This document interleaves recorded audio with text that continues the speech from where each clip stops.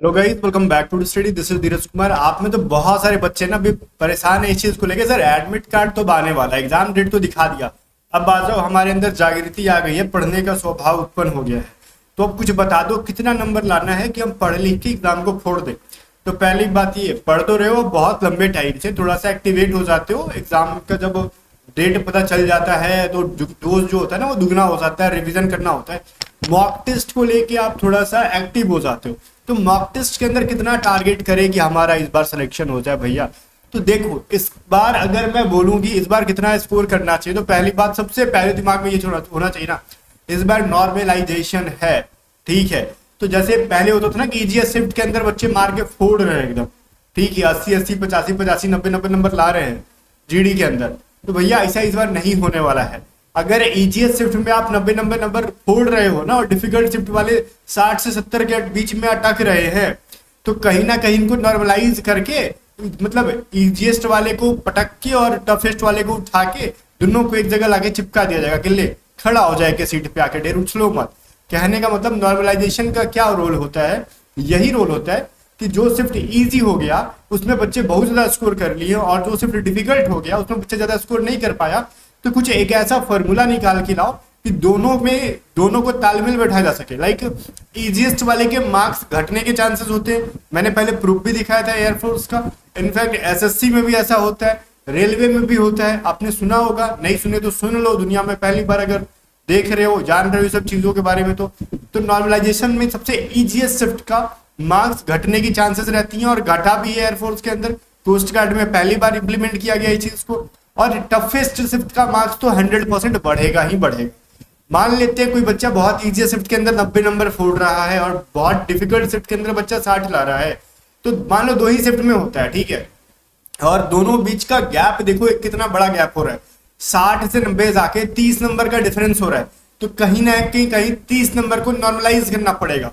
तो कुछ number difficult वाले के बढ़ाए जाएंगे और कुछ नंबर इजीएस्ट वाले के घटा के दोनों को एक जगह लाया जाएगा एक फार्मूला का मदद से।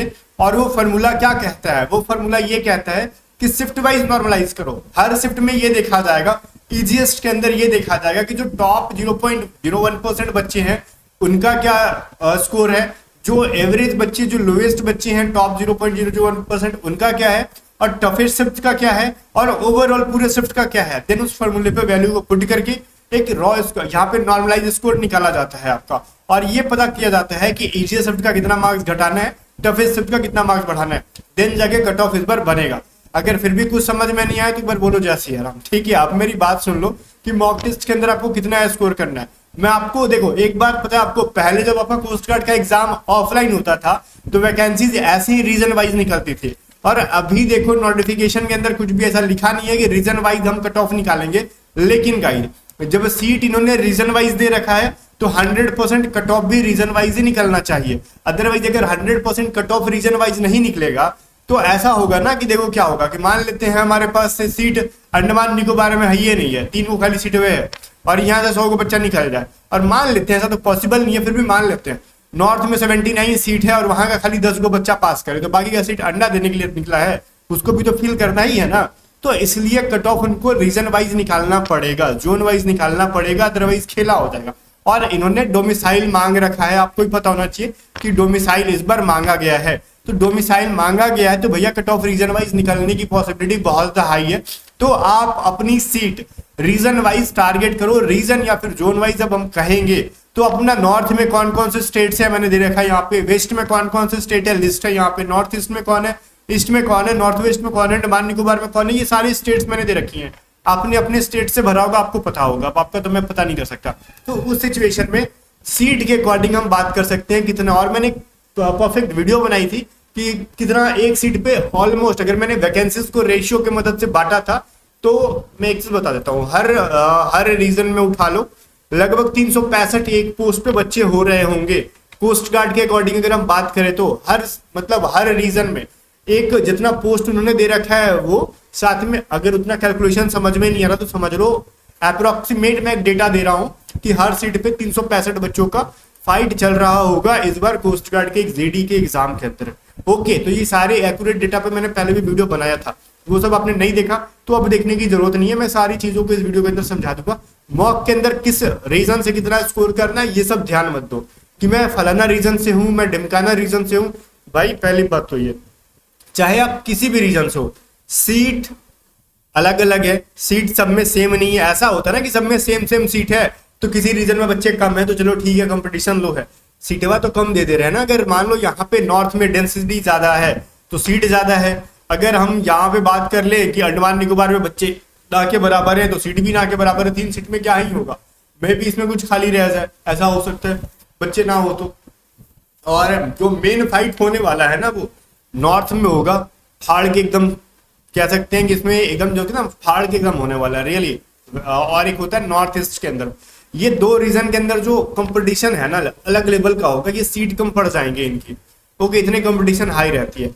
बाकी ओवरऑल मैं बताता हूँ एक चीज, देखो अगर आप चाहे किसी भी कैटेगरी से हो, आप तो मॉक टेस्ट लगाना शुरू करो। और इतना आसानी से मैं बता दूं बिना अपने सामान का प्रमोशन किए, पहले सामान का प्रमोशन तो कर लेने दो। अगर आप पोस्ट का जीडी के मॉक टेस्ट का प्रिपरेशन कर रहे हो, काहे इधर उधर टाइम वेस्ट कर रहे हो। आप इंडिविजुअल स्टडी का मॉक टेस्ट लगाए हो कभी? नहीं लगाए हो। सुबह मैंने वीडियो बनाया ना, आपको बताया ना कि हमारे बच्चे जो सेलेक्ट होके जा रहे हैं वहां पे बहुत सारे फिट होके बैठे हुए हैं, रिव्यू दे रहे हैं कि देखो सर हम फिट होके बैठे हुए हैं, और आपको इंडिविजुअल स्टडी से दूरी बनाए हो। अभी यहाँ का ऐप डाउनलोड करो, लिंक डिस्क्रिप्शन मैंने दे दिया इंडिविजुअल स्टडी का, और हमारा मॉक टेस्ट लगाओ भैया। एग्जाम ओरिएंटेड रहता है, एग्जाम के लिए हेल्पफुल मॉक टेस्ट होगा, सेक्शन 1 सेक्शन 2 दोनों का। इसकी प्राइस भी बहुत ज्यादा नहीं है, 10 मॉक टेस्ट एग्जाम से पहले जस्ट 123 रुपीज में। बोलोगे लिखे तो 120, भैया इंटरनेट हैंडलिंग चार्ज वगैरह लग के 123 रुपए बनते हैं। तो जाओ ऐप को डाउनलोड करो, ये वाली मॉक टेस्ट को लगाओ। और नहीं लगाने आ रहा है, मतलब नहीं कुछ समझ में आ रहा है यूज कैसे करना है, हमारी टीम मेंबर से पूछो, अरे पेमेंट नहीं हो रहा भैया बताओ पेमेंट कैसे करना है, वो बता देंगे आपको। व्हाट्सअप करके, कॉल मत करना, कॉल नहीं उठाते हैं, व्हाट्सअप करना 7279047787। और लास्ट टाइम में आप बहुत ज्यादा अच्छे क्वेश्चंस खोज रहे हो ना सेक्शन 1 सेक्शन 2 के अंदर के, तो देखो सेक्शन 2 की मैथ की हमारे फॉर्मूला की पीडीएफ है, और सेक्शन मैं 2 की बता देता हूँ पहले आपको, इसमें शायद आपको नहीं दिख रहा है। तो सेक्शन 2 के लिए हमारे पास 2 पीडीएफ होंगे, ठीक है, जिसके अंदर आपको मैं बताता हूँ। एक तो फिजिक्स एंड मैथ की जो है ना ये रहा, तो इसके अंदर क्या मिलेगा आपको, फिजिक्स एंड मैथ के कुछ बीबीआई क्वेश्चंस इंग्लिश मीडियम में सेक्शन 2 के लिए। लास्ट टाइम में इनको प्रैक्टिस करके जाओ, ये पेड पीडीएफ है, फ्री की नहीं है, जिसकी प्राइस 50 रुपीज है मैथ एंड फिजिक्स की। अगर ये बाय करते हो तो इसके साथ एक जो फॉर्मूला वाला पीडीएफ है ये फ्री मिल जाता है आपको। लेकिन सेक्शन 1 के वहीं पे मैथ, सेक्शन 1 का साइंस, सेक्शन 1 की वोकैब की पीडीएफ, ग्रामर प्रैक्टिस की पीडीएफ और रीजनिंग की पीडीएफ बाय करते हो, करंट अफेयर जीके की पीडीएफ बाय करते हो, तो ये सारे हिंदी और इंग्लिश दोनों में होंगे। और ये सारे पीडीएफ का लिंक भी मैंने डिस्क्रिप्शन में दे रखा है, या फिर आप व्हाट्सएप करके खरीदोगे तो आपको ना एक्स्ट्रा चार्जेस नहीं देने पड़ेंगे। जैसे सारे पीडीएफ मिला के 300 रुपए के होते हैं, अगर आप ऑनलाइन लिंक से बाय करोगे तो तकरीबन ये 350 के पड़ जाएंगे आपको। लेकिन व्हाट्सएप पे मैसेज करके बाय करोगे तो 300 में सारे पीडीएफ आपको मिल जाते हैं। और देखो प्राइसेस बहुत हाई है क्योंकि हमारा सिलेक्शन रेशियो हाई है। जब हम क्वालिटी कंटेंट देंगे ना, ये सेक्शन 1 के सारे पीडीएफ हिंदी इंग्लिश दोनों में है, और सेक्शन 2 का खाली जो फिजिक्स मैथ है वो इंग्लिश में है, ठीक है, और बाकी ये इंग्लिश में भी और हिंदी में भी है सेक्शन 2 के, सेक्शन 1 के। तो ये सारे पीडीएफ पढ़ के जाने से क्यों धमाल मचता है आप खुद एग्जाम के बाद बताओगे। लास्ट टाइम में हमारी पीडीएफ आती है, प्राइस हाई होता है, एग्जाम खुड़वाने में हाई एक्यूरेसी होती है हमारी। अब मैं जो हिंट दे दिया समझदार के लिए सारा काफी है, बाकी एग्जाम के बाद खुद सुन लोगे आप, मैं जो प्रूफ दिखा रहा हूँ। तो अब मैं आ जाता हूँ इधर, ठीक है। मैंने ये बताया था आपको रीजन या फिर जोन वाइज, यहाँ पे अप्रोक्सीमेटली ये जो रह गया था उनका डेटा कि जहां इतने इतने इतने अप्रोक्सीमेटली बच्चे फॉर्म फिल कर रहे होंगे। हमने लगभग 1 लाख बच्चों का जो है ना डेटा निकाला था, लगभग 1 लाख बच्चे जो फॉर्म के फिलअप किए होंगे, ऐसा हमने डेटा निकाला था। बिकॉज 95,000 का डेटा मैंने स्क्रीनशॉट दिखाया और फिर लास्ट डेट में मैंने छोड़ दिया था वो सभी चीजों को बनाना कि कितने बच्चों, मतलब यही अप्रोक्सीमेटली 1 लाख के आसपास बच्चे ने फॉर्म फिलअप किया जेडी का, 95,000 से लेके 1 लाख के बीच में, ठीक है। तो ये 95,000 तो गारंटेड है, फिर बाद में कुछ भरे होंगे तो 96, 97, 98 जो भी पहुंचे होंगे। तो आपका टारगेट यही रहे, ठीक है। मैंने बोल दिया कि चाहे किसी भी रीजन में जा रहे हो, पर सीट पे पर कैटेगरी वाइज आपकी जो वैकेंसी है वो 316 के रेशियो में दे रखा है उन्होंने, मतलब सीट वो रहेगा जो आपका क्या कह सकते हैं 316 ही कहा था ना मैंने, जो कंपटीशन है। और कंपटीशन जो भी है आपका, तो टारगेट यही रहे ना कि इस बार अगर आप यूआर कैटेगरी से फिल कर रहे हो, चाहे आप मेनली देखो स्पेशली अगर आप नॉर्थ जोन से हो, ध्यान से सुनना मैं जो बोल रहा हूँ, स्पेशली आप नॉर्थ ईस्ट से हो और यूआर कैटेगरी से हो, तो भाई जीडी में ना आपके अगर इजी शिफ्ट मिल जाती है तो कैसे भी कोशिश करके 85 प्लस स्कोर करना, 85 से 90 के आसपास स्कोर होना चाहिए आपका। बोलोगे महाराज सस्ता नशा करके आके बना रहे हो वीडियो, भाई ऐसा अगर फील हो रहा है ना कि नशा करके वीडियो बन रही है तो दशा बिगड़ने वाला है आपका, ठीक है। क्योंकि कुछ महानुभवी लोग बताते हैं ना कि अरे भाई नोटिफिकेशन में तो लिखा है 30 नंबर पे पास कर देंगे सेक्शन 1 में, सेक्शन 2 में 20 नंबर पे पास कर देंगे, 25 नंबर पे। वो नंगा नाच करने के लिए लिखवा रखा उन्होंने मिनिमम क्राइटेरिया का है भाई। और आपको पता है आज के कंपटीशन के जमाने में मिनिमम क्राइटेरिया नाम का कोई चीज है? बच्चे उसे कई गुना आगे निकल जाते हैं। रियलिटी यही है, मिनिमम क्राइटेरिया कुछ नहीं होता। वो तो आप मिनिमम क्राइटेरिया से 10 नंबर भी ज्यादा लाओगे ना तो आपका सिलेक्शन नहीं होने वाला, आपको बहुत ज्यादा स्कोर करना पड़ेगा। सेक्शन 1 में टारगेट भाई अपना यही रहे इजी शिफ्ट में कि 60 मार्क्स का पेपर होता है, 55 तक स्कोर करेंगे, तुक्का मिला के 60 में 60 मारने का, ठीक है। पहली बात तुक्का मिला के 60 में 60। अब एग्जाम के बाद ये बहाना मत करना ना कि सर देखो ना टाइम ही नहीं मिल पाया, क्वेश्चन छूट गए। 5 मिनट लास्ट के आपको सेफ रखने हैं। 5 मिनट बचते ही ना आपके 20 क्वेश्चन बचे हो चाहे 25 क्वेश्चन, सारे तुक्का मार दो जल्दी जल्दी पढ़ के, ठीक है। उसके बाद टाइम मिलता है तो लगता है कि जो क्वेश्चन आप बना सकते थे तुक्का मारे तब बनाना, क्वेश्चन छोड़ना नहीं है, नेगेटिव मार्किंग नहीं है। अगर मान लेते ना कि आपने 50 क्वेश्चन बनाया 10 क्वेश्चन छोड़ दिया तो क्या आप इतने भगवान हो कि 50 में 50 सही है मार दोगे? ऑब्वियस चीज है, कितने भी बढ़िया से पढ़ के जाओ ना, हम भी पढ़े हैं, हम भी गलतियां करते हैं, एक आध क्वेश्चन गलती होगा, मान लेते 2 क्वेश्चन भी गलती हुआ तो 48 नंबर ही मिलेगा। लेकिन अगर 10 को हम तुक्का मार दें तो उसमें 10 में 10 ना सही, 2 से 3 भी हमारा सही हो जाए तुक्का में तो भाई हमारा 51 नंबर हो गया ना यहाँ से, ठीक है।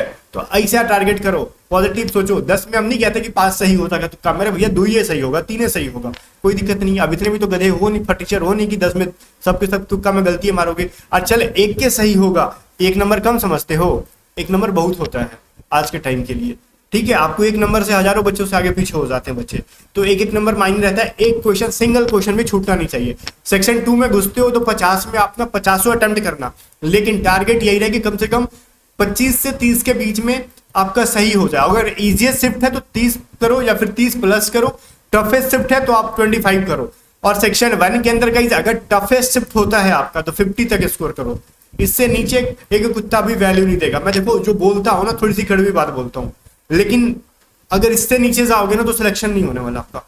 क्योंकि आज के टाइम पे भाई आप टफेस्ट शिफ्ट में देखो 50 स्कोर करोगे, सेक्शन 1 में डिफिकल्ट शिफ्ट के अंदर 75 स्कोर करोगे, 25 स्कोर करोगे, that will be 75 for UR category, EWS and OBC, ठीक है। तीनों ध्यान से सुनो, यूआर कैटेगरी, ईडब्ल्यूएस और ओबीसी।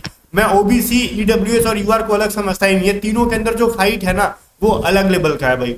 तीनों में बच्चे बहुत ज्यादा हो चुके हैं और यूआर के अंदर बच्चे इसलिए ज्यादा हैं क्योंकि कोई भी घुस सकता है, अगर उसने रिलैक्सेशन नहीं लिया होगा एज में तो वो घुस सकता है, ठीक है। तो यूआर तो जिंदाबाद है अपने आप में। ईडब्ल्यूएस में क्यों भाई फाइट है? बिकॉज आज के टाइम पे जो बच्चे पहले यूआर कैटेगरी से थे ऑलमोस्ट वो बनवा के बैठ गए हैं ईडब्ल्यूएस सर्टिफिकेट, तो भीड़ तो बढ़ेगा। और ओबीसी के अंदर क्या दिक्कत है? पॉपुलेशन बहुत ज्यादा है ओबीसी के अंदर। जब पॉपुलेशन बहुत ज्यादा है तो बच्चे भी ज्यादा होंगे, इसीलिए ईडब्ल्यूएस से ज्यादा वैकेंसी देखो ओबीसी की दी जाती है, दिख रहा है इसके अंदर। अगर हम यूआर के बारे में छोड़ दे तो यहाँ पे सबसे ज्यादा सीट आपको ओबीसी की मिलती है, रीजन पॉपुलेशन, ठीक है। और बोलोगे काहे तो यूआर का अंदर काहे इतना देते हैं, क्या यूआर वाले ज्यादा है? भैया यूआर का मतलब पता है क्या होता है? अनरिजर्व, इसमें किसी को रिजर्वेशन नहीं है, इसके अंदर सब अलाउ है। अगर आप एससी से हो, अगर आप एसटी से हो, अगर आप ईडब्ल्यूएस से हो, अगर आप ओबीसी से हो, सब के सब घुसेंगे यूआर के अंदर, बशर्ते कि आपके कट ऑफ यूआर से ज्यादा होने चाहिए। एंड सबसे मोस्ट इंपॉर्टेंट चीज, अगर आपने एज वगैरह में या फिर किसी भी टाइप का रिलैक्सेशन नहीं लिया है। हाँ, अगर आप ओबीसी से हो, ओबीसी से फॉर्म फिलअप कर दो, नो प्रॉब्लम, लेकिन आपका एज 18 से 22 के अंदर आता है तो आप अगर यूआर की कट ऑफ फाड़ देते हो तो आप चले गए यूआर के अंदर, चाहे आप एसी हो, चाहे एसटी हो, चाहे ईडब्ल्यूएस हो, कुछ हो, ठीक है। तो यूआर के अंदर घुस जाओगे। लेकिन भैया कहीं आप 22 तक एज दे रहे हैं कोस्ट गार्ड वाले, आप 23 लेके बैठे हुए एससी एसटी ओबीसी से, आप 60 में 60 स्कोर कर दो या फिर 110 में 110 कर दो, कंसीडर अपने कैटेगरी में होगा, बिकॉज आपने एज में रिलैक्सेशन ले लिया जो कि यूआर के अंदर अलाउड नहीं है। बात समझ में आ रहा है? तो यही सीन है, यूआर के अंदर कोई भी बच्चा फॉर्म फिलअप कर सकता है, चाहे वो किसी भी कैटेगरी का हो। दैट्स वाई रीजन यूआर के अंदर सीट ज्यादा रहता है। तो फालतू का भ्रम दिमाग मत रखा करो कि यूआर को सीट ज्यादा मिल रहा है, ये मिल रहा है। ये एक ओपन भर्ती होती है जिसके अंदर कोई भी घुस सकता है, ठीक है। अब मैं जो बता रहा हूँ ध्यान से सुनना, अगर आप ईडब्ल्यूएस हो, ओबीसी हो, ठीक है, या फिर यूआर कैटेगरी, तो यूआर हो, आप तो जिंदाबाद हो, मतलब आपने कोई भी रिलैक्सेशन नहीं लेगा, अपने रिजर्वेशन नहीं ले रहा, तो फिर आपकी तो बात ही अलग है, आप तो नमूने हो। तो आपको स्कोर करना ही पड़ेगा 80, ठीक है, प्लस 85 प्लस, ये समझ लो इजीएस्ट शिफ्ट के अंदर 85 के आसपास। रीजन मैं बताता हूं, क्योंकि आपके मार्क्स घटने वाले हैं भाई, घटेंगे तो कहां जाओगे? मे बी आप 82 तक आ सकते हो, 80 तक आ सकते हो, 20, 21, 22 3 दिन शायद एग्जाम है ना, जहां तक मेरे को पता है 20, 21, 22 3 दिन में अगर 3 शिफ्ट या फिर 2 शिफ्ट भी कराएंगे ये लोग, तो 2 शिफ्ट कराते हैं तो 8 शिफ्ट बनेगा, 3 शिफ्ट कराते हैं तो फिर 9 शिफ्ट बनेगे। तो अच्छा खासा दिखेगा इसके अंदर वेरिएशन शिफ्ट में, मतलब लेवल के अंदर, इजी डिफिकल्ट के अंदर। तो टारगेट यही रहे मॉक के अंदर भाई। अगर कोई मॉक लगता है कि इजी है, पकड़ के मार दो पूरा खतरनाक तरीके से, 85 प्लस कर लो, बेटर रहेगा। डिफिकल्ट आता है तो भी आप कोशिश करो कि हम 80 तक पहुंचे, 75 तक पहुंचे। 75 प्लस अगर कर पाते हो ना, तो भी नॉर्मलाइजेशन में आपका स्कोर बढ़ के 80 तक पहुंचेगा, और 85 प्लस इजीएस्ट शिफ्ट वाले घट के आप 80 तक आओगे, तो नॉर्मलाइज हो जाएगा आपका स्कोर। देन उस बेसिस पे कट ऑफ तैयार होगा, और इस बार का cut off real cut off बनने वाला है। मैं मानता हूं कि बिना नॉर्मलाइजेशन किसी एग्जाम लिया जा रहा है अलग अलग शिफ्ट में ना, तो वो हिजड़ागिरी हो रहा है। मैं रियली बोल रहा हूँ, उसको फेयर तरीका नहीं कहते हैं। और कोस्ट गार्ड में अभी भी गलत चीजें होती हैं, ये होती हैं कि आंसर की नहीं देते हैं। ये सबसे गंदा चीज है गई, सिलेक्शन रिक्रूटमेंट प्रोसेस के सबसे गंदा चीज है कि आप आंसर की नहीं देते हो। काहे नहीं देते हो? आपके मन में डर है, आप सेटिंग करवाते हो। अगर आपको पता है कि आप सेटिंग करवाते हो तो आंसर की मत दो। लगता है कि नहीं आप फेयर तरीके से ले रहे हो तो आंसर की दो ना, डर काहे का। ठीक है, अगर आप भाई SC ST से हो, फिर भी टारगेट रहे कि हमारा स्कोर टफेस्ट शिफ्ट के अंदर भी 75 प्लस हो, 75 से 80 के बीच में हो। ठीक है, और किसी भी रीजन में हो, मैटर नहीं करता क्या रीजन की वजह से आपका क्या दिमाग हुआ छोटा बड़ा हो गया।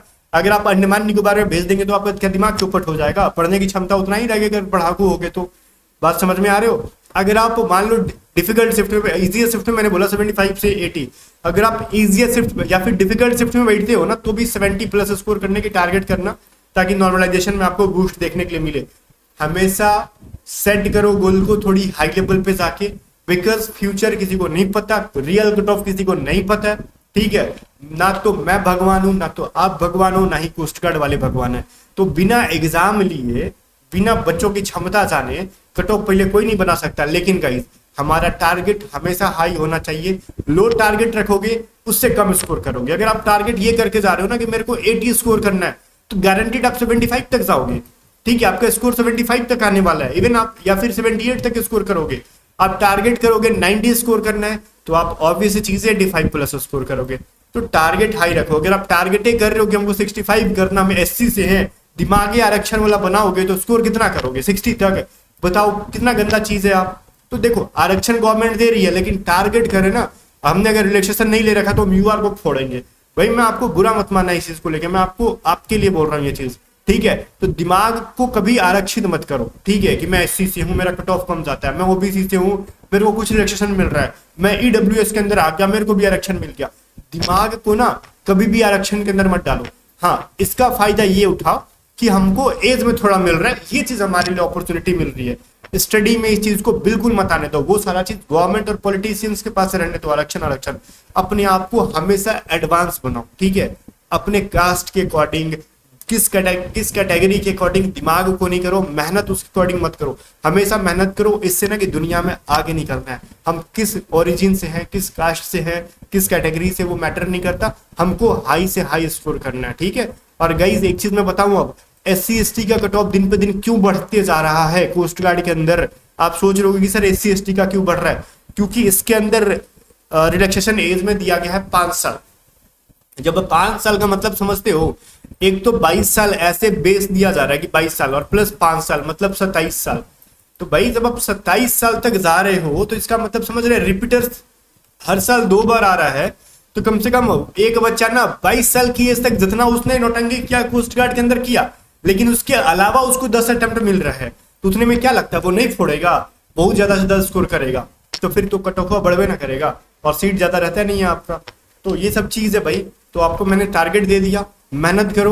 और कास्ट वास्ट को लेकर मैं नहीं मानता, मैंने बस आपको एक आपका बड़ा भाई के नाते एक आइडिया दिया कि माइंड को आरक्षित नहीं करना चाहिए कभी भी कि हम इस कैटेगरी से हैं। कहीं भी टेस्ट सीरीज लगा रहे हो, टारगेट रहे कि UR का क्या कट ऑफ गया है, हमारा कैटेगरी से क्या मतलब है, हमको गया भाड़ में कैटेगरी हमारा टारगेट है UR का कट ऑफ क्या है, हमको अपने आप को टॉप के अंदर लाने की कोशिश करनी है।